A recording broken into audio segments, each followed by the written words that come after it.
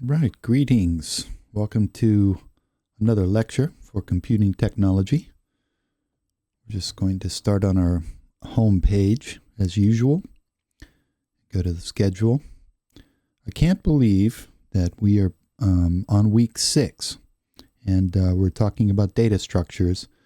You notice from the symbols on the side of the schedule here for the topics, this is our last lecture where we're covering C. Recall that the reason we're studying C, I've heard a few people ask in class, why are we studying C? Why not C++? Why not C sharp? You know, why not Java? Let's just keep going. Why not start with Python? Well, the real reason is that a lot of the so-called modern languages that have become very popular are high-level languages. And C is one of the progenitors of a lot of the features that those high-level languages have taken advantage of. And by starting with C, where we don't have all of these high-level features built into the code functionally for us, it allows us to examine the actual structure of the programming language. And, you know, we have only spent a few weeks on it. And that insight will take you very far, and we're going to shift to Python next week. I think probably the most challenging lecture was last week for pointers. And we're going to carry on today, but it's going to even out, and we're going to talk about data structures. Okay. So if you'd like to follow along, you can do so by looking at the lecture. It's your responsibility to go through the notes very carefully. This is very important each week before class, and to run the code yourself for each of the examples. I'll highlight those during this recorded lecture. And then there are also tutorials in the form of some slides to highlight certain topics. And finally, the problem sets, which we'll work on in class this Wednesday. Okay. But for now, we're going to launch into a lecture. Now, the topic of what we're going to talk about is data structures. We've been talking about a lot of data structures, like the different types of data containers that we can have: character, int, float, like arrays, like structs that we create ourselves. But today we're going to talk about a few new ones. Now, what if we are making an array and we know exactly how many elements are going to be in the array? Let's just declare the array and say what size it is. And that's what we've done up to now. But actually, we often don't exactly know how much space we're going to need. An example is our telephone data structure, where we might start with just a few contacts, but we're going to build them over time. We don't actually know how many we're going to end up with. Well, this is an abstract data type in concept. It's a way of thinking about data where we have some flexibility, and we're creating a structure that itself is flexible for the storage of data and the manner in which we store the data. So we're going to focus on a few of those today, and this is just really going to build on previous topics that we've talked about. One of the first things we're going to talk about is queues, and these are just like the queues at the shops that we're used to. It works the same way, but these are data queues. And how does that work? Well, if we have a data structure, and I'm just going to turn my pen on really quick.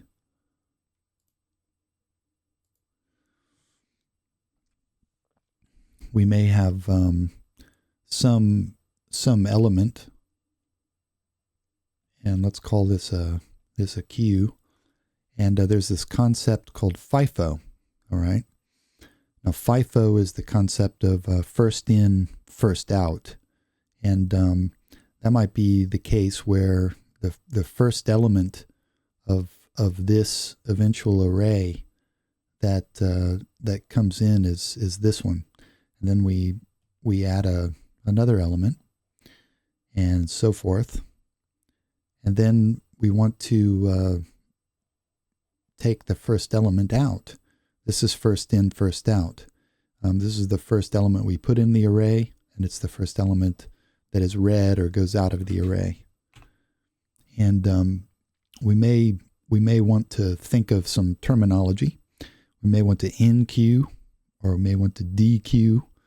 Enqueuing is putting something into the queue, and dequeuing is taking something out of the queue. We may define a struct like this. You make sure and look at the notes to do this. We encapsulate data types in a struct like this, and here int keeps size of the, or it keeps track of the, say, the number of people in the queue. And we've defined a struct for a data queue. Now, there's another concept here. It's a concept of stacks, and this is sort of like a stack of sweaters or a stack of T-shirts. All right, I don't know about you guys, but I am very, very set in my ways when it comes to the way I dress, and I have a bunch of black T-shirts, and my black T-shirts are stacked in my drawer like this. And when I wear these and I wash them, I must confess, tend to put, if this is A, B, and C, the actual individual T-shirts, I would tend to put B and A back on the top. And then the next time I go to wear them, I will take off the top two. This is a lot like email. In your Gmail inbox or Outlook inbox, you get a lot of email, you get backed up a little bit, and the next day you get new emails. What do? You go to the top of the stack and read the newest one first, and you go down, and maybe you don't ever get to the bottom. And well, there's last in, first out. So this is the kind of opposite of first in, first out. This is sort of like we have a queue, and we have somebody that comes along and who's first in the queue, and then a second in the queue, and so forth. And this is an unfair queue, where actually the fourth person to join the queue is the first to go out. So an unfair queue. So say you're at the Greg's buying a sausage roll, and there's a queue of people. The last guy comes in, and he rushes up and grabs a sausage roll and he leaves. That's not fair. That is the way the LIFO works, and it is a scheme for data structure here. It's a little bit like the famous Millwall Football Club. This is actually their chant. They love to practice LIFO at the Greg's, I guess. Okay, so another concept with stacks is that we have these two terms, push and pop. And what if you have an array and the array is full? Maybe you reserved 3 spaces, and they have values in them. And then you have another space that you want to add. Well, what you can do is you can add an element by pushing that element, and then you tack that on to the top of the array, and likewise, maybe you have an array that has 3 elements, and for some reason we get rid of that third element, and we want to free up that space. We pop it. So that's when we decrement the length of some data structure like that. Now, we can do a lot with this basic struct code. I think I'm not going to actually watch this video with you, but if you download the slides and come to this one, you can watch this little code. But I gave you the anecdote of my T-shirts before in a stack, and this is a very whimsical cartoon about stacks like that, and it really reminded me of my own T-shirt. So I went ahead and told you my T-shirt story. But if you're interested in seeing this animation, yeah, I think it's worth watching, and it gives an analogy of pushing and popping on stacks with clothing. I'm not going to watch it right now. Okay. So all of these concepts that I've just gone through are new concepts for data structures, and we're going to start to use these concepts with the one we've used quite a lot up to now, our array. And maybe we have our symbolic representation of memory and little slots. Maybe our array has some contents, and maybe we want to place another number. So we have to make space at the end of that array by pushing a new spot in. And of course we have context. We've got all of our memory surrounding the space we've set aside for our array.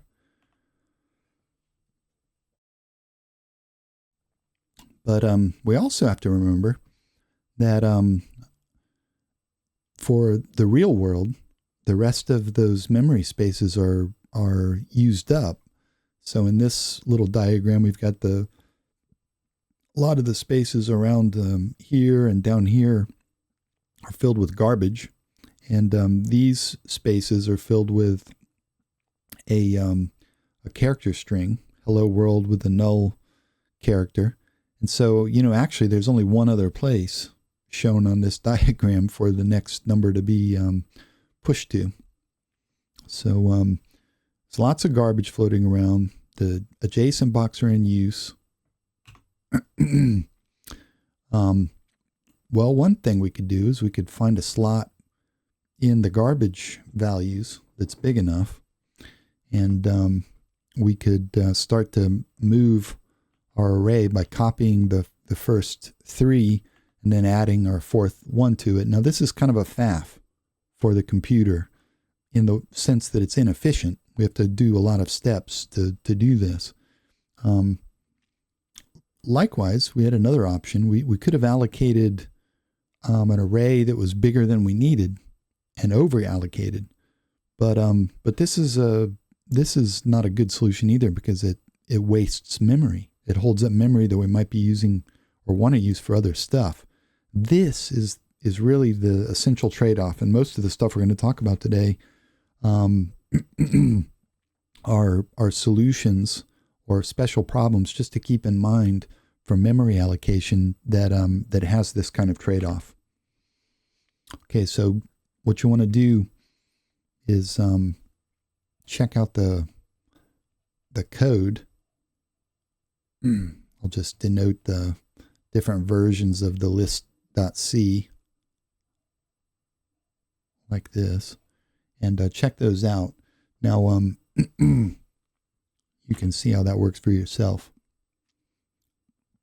All right, so now we've talked about some special symbology for pointers last week, and there are some special ones that we learned about the struct, which was the dot operator that goes inside of a structure to allow us to access individual elements of a struct that we've made, and of course the asterisk for the pointer. And we're going to learn a new one today. We're going to keep this in mind, one that's particular to structs. This is exactly the same as using a period and a star. If you look at the list.c code examples, you'll see the use of this arrow. It's a dash and a greater than symbol. Particularly note the use of the free function with malloc and also realloc. Okay, and what we're doing is we're heading towards a new kind of data structure that we're just going to learn about for the first time, and that's called a linked list. Okay, so the idea of this, I'm just going to say it, is in words, and then we'll go through a number of slides that lays it out.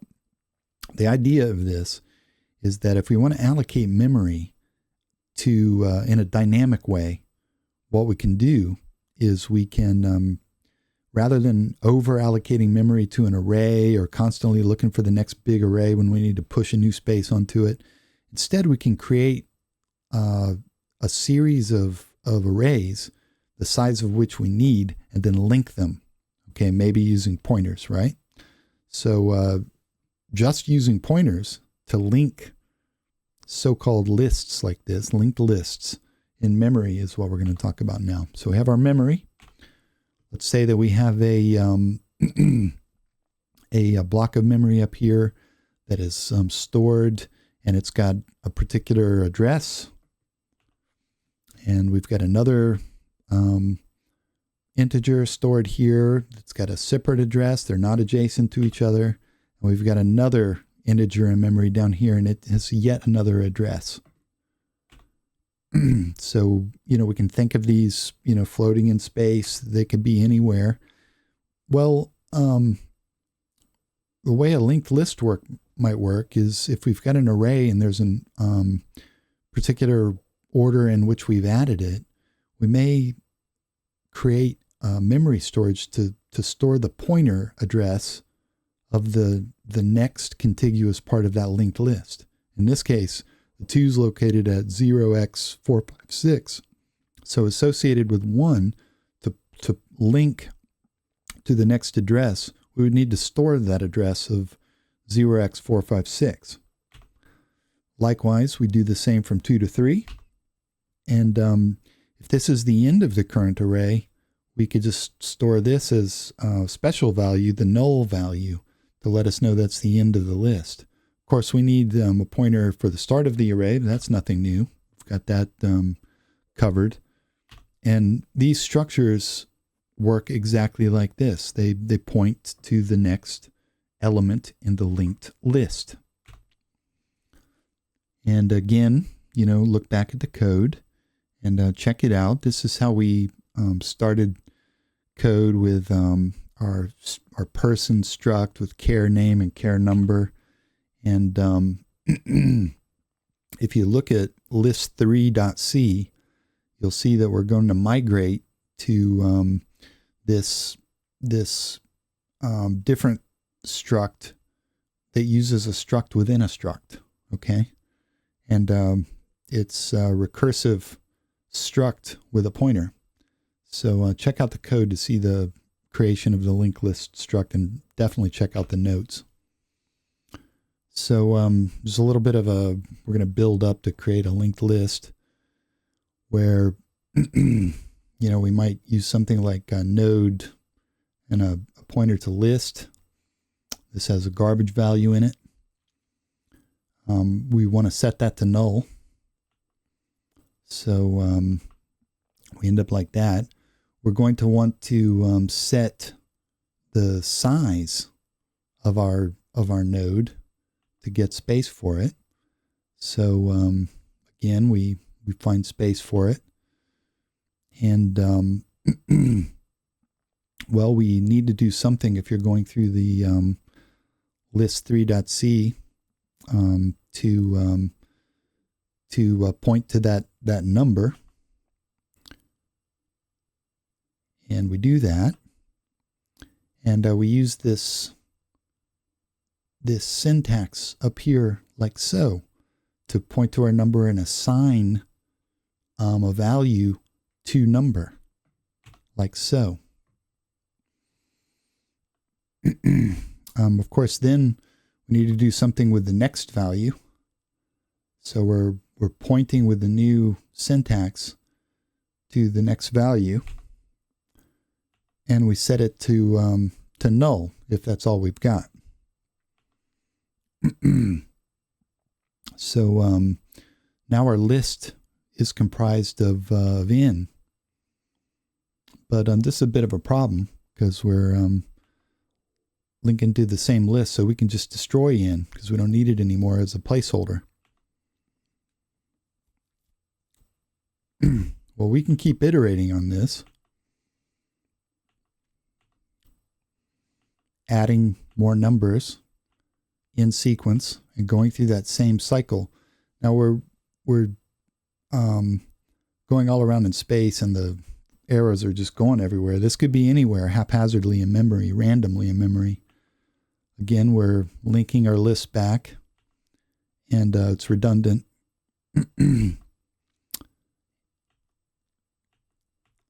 And if we keep going, we're just recycling through those values, and eventually we create our linked list in this fashion.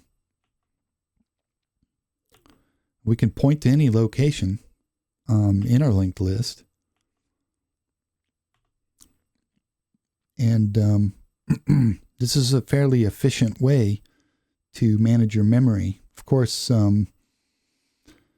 Of course, we may have to look through the linked list to do so. Now, what I'm going to do is I'm going to direct you for the rest of these slides to go through the notes and to read the notes on the way these lists work, and make sure that you are running the code for the linked list as well.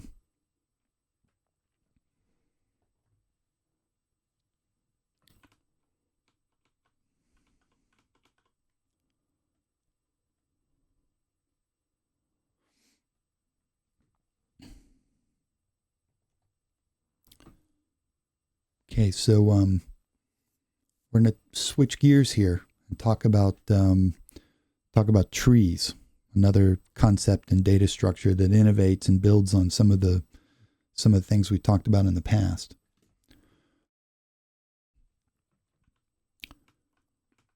Now, the concept of trees, we have arrays, and we have lists. The trees work a little bit differently, and they're particularly good, at least with this example that we're going to talk about. They're associated with something called a binary search tree. All right. Now, if we imagine an array,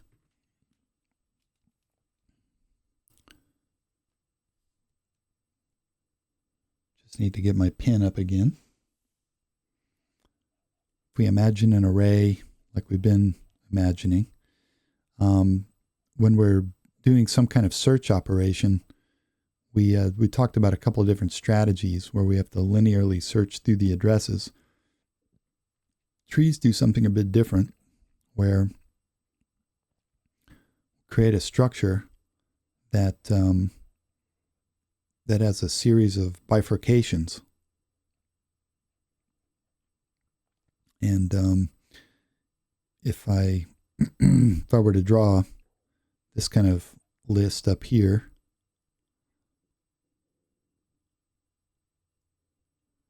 I think I've got it right. It would be like A, B, C, D, E, and it would be like D, E, B, A, C. That's an E, but it looks like a C. So this is kind of conceptually what a tree looks like, what an array would look like construed as a tree. Now, there's a couple of things. The tree itself is two-dimensional. And this allows binary search. So this is basically just a picture of what we want to do. We start off with some array. We find the center. Then we find the centers of the pieces. Whoops.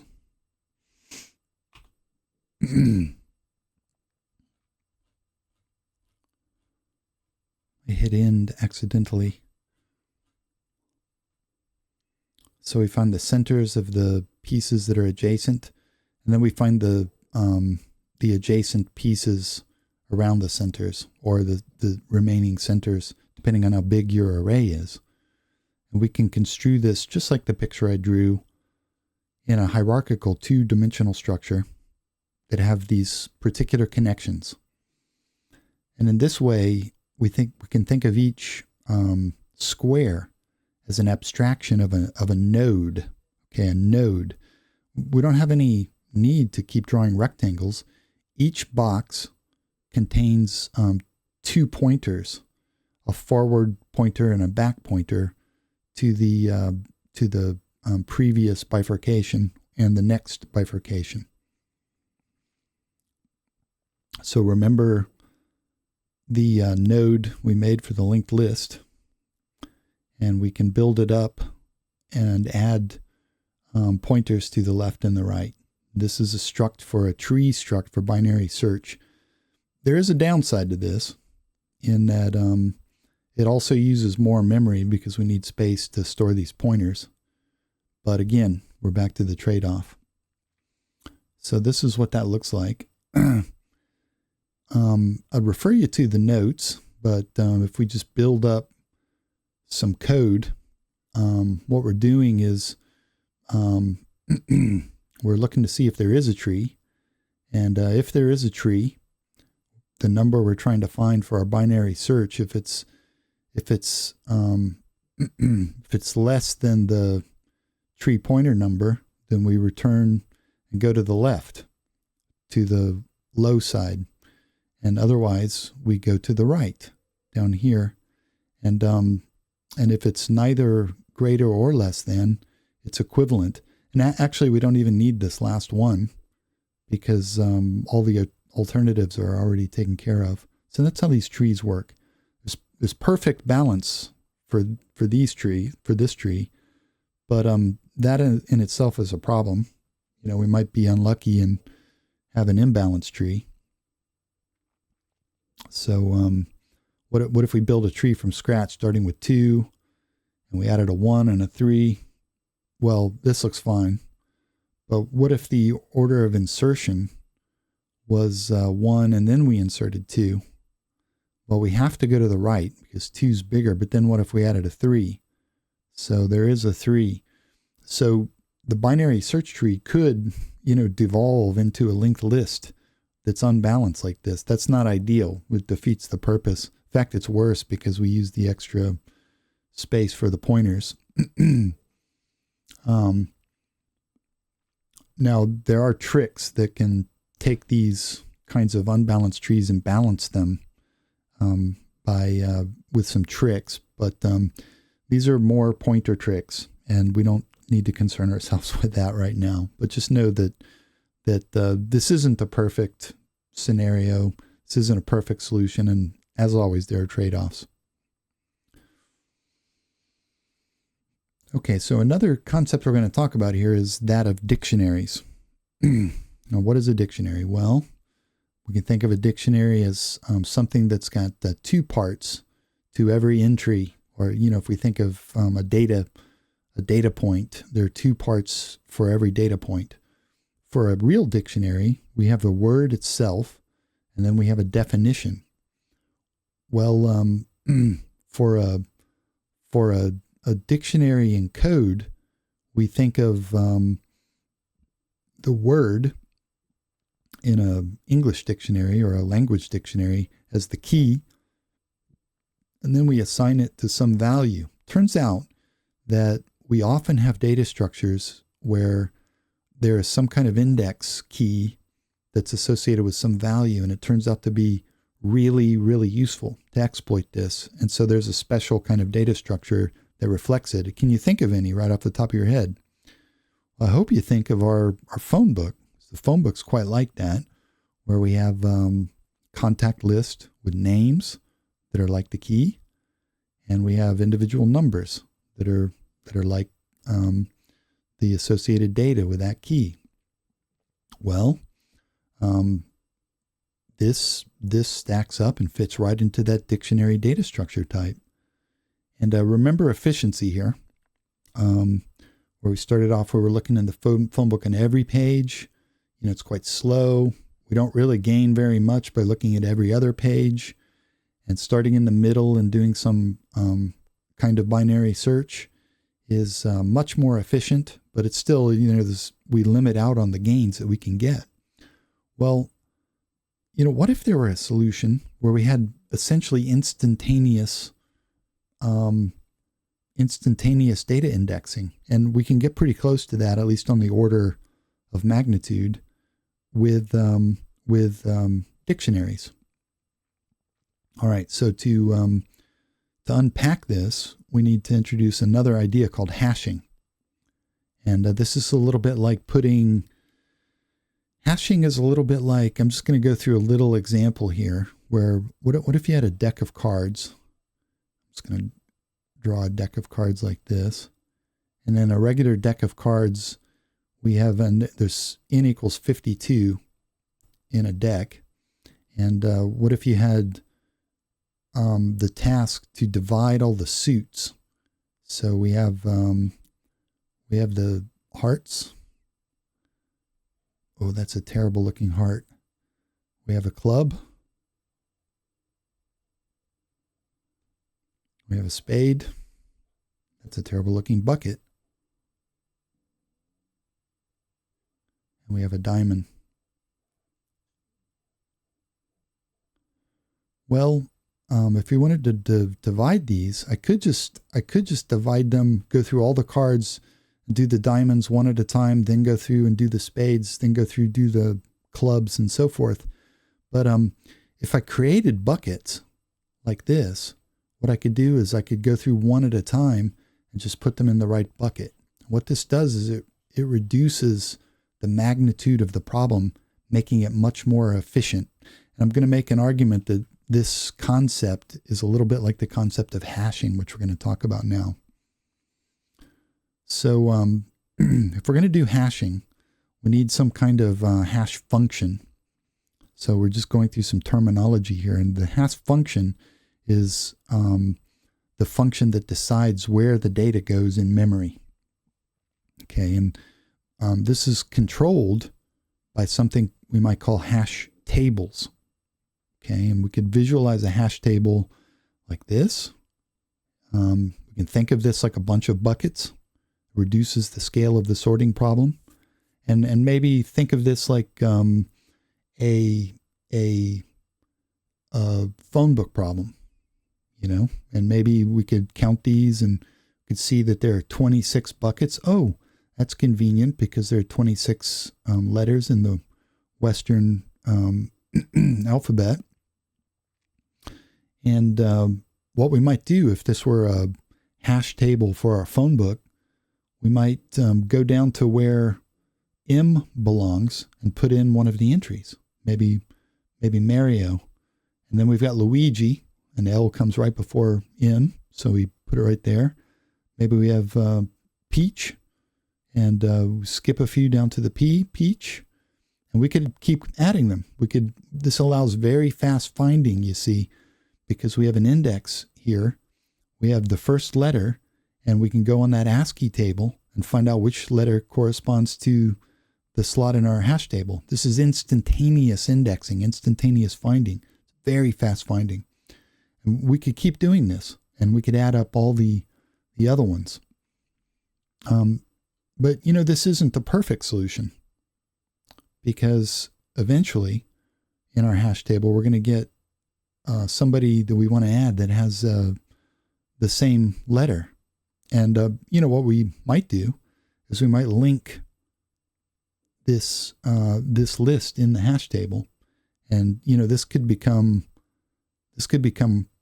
quite busy. And so depending on how much information we had in the hash table, we could start to lose efficiency where we're running down. What we really want to do is get down to perfect efficiency. So again, this is back to our old-fashioned person struct, and this is our creating a little bit of space for our linked list for next, and then creating that node structure for the pointer to our table. Again, I urge you to check out the notes, just like every week, to go through and run that code. I'm going to go through just a little bit more here. This is our model for for computers doing work for us. We have some input, we expect some output, and then something happens in the magic black box. And in this case, we are using the hash function. So we're going to input Mario. The hash function is going to index that to 12. Luigi is going to be indexed to 11. Now, we could have a solution to that linked list problem that becomes very inefficient quickly, where we could start looking at a couple of letters for each name. We could do this systematically. So for L's, we could look at LAA, LAB, LAC, and so forth, down to LAK. Then we've got a unique slot for Lakitu. If we did something like this, exploiting every possible combination of the first 3 letters, this creates, if you do the math, 17,576 buckets. And this drives down the probability of what happens in a hash table like this if you get multiple values coming to the same spot. It's technically called sometimes a collision. And if we do some strategy like this where we create more detailed buckets, it drives down the probability that collisions happen for those dictionary keys. So again, look at the code, but what we could do is take our word and exploit the sequence of letters to go through those unique values for the first 3 letters, the pointer for word.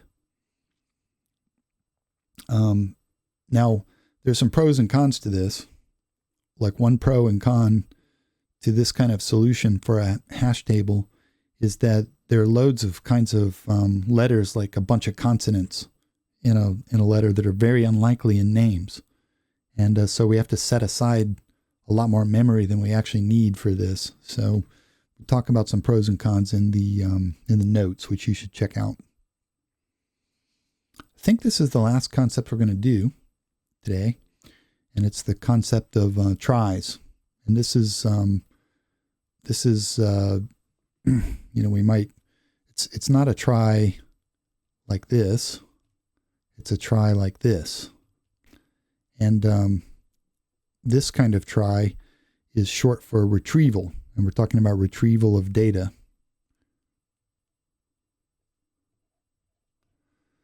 Now, one kind of try is like a tree of arrays.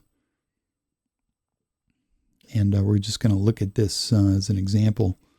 So let's begin with an array. It's got 26 spaces. Array of pointers that corresponds 1 per letter. Let's say that we're going to introduce one of the names in our phone book, Toad, and we want to have an efficient way to do this. Well, we might have our T and our pointer pointing to the next letter, which is an O, in a new array, a second array.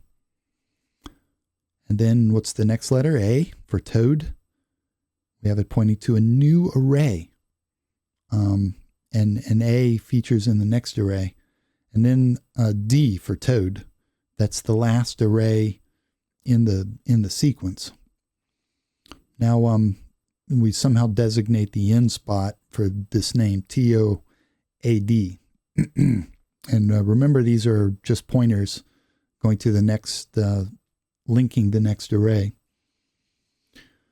But, Toad is part of another name in our phone book, Toadette. And we can actually extend this in a very efficient way by saying, well, we've got one end, but actually there's another name that keeps going. And we can add that, and there's another ending. And that's not all. TO is actually part of another name in our phone book, Tom. So we could add another ending. So it actually turns out that this is a very efficient way where the search time, for Tom, search time only depends on the length of the name. For Toad, that would be 4. For Toadette, it would be 8. For Tom, it's only 3. So this is very efficient. We don't need to bother storing the name itself because the name is implicit in the try structure. So it's pretty nice, and it's super efficient. Now, I've gone through this pretty quick. You're going to need to refer to the notes. But for now, that's all I have to say about that.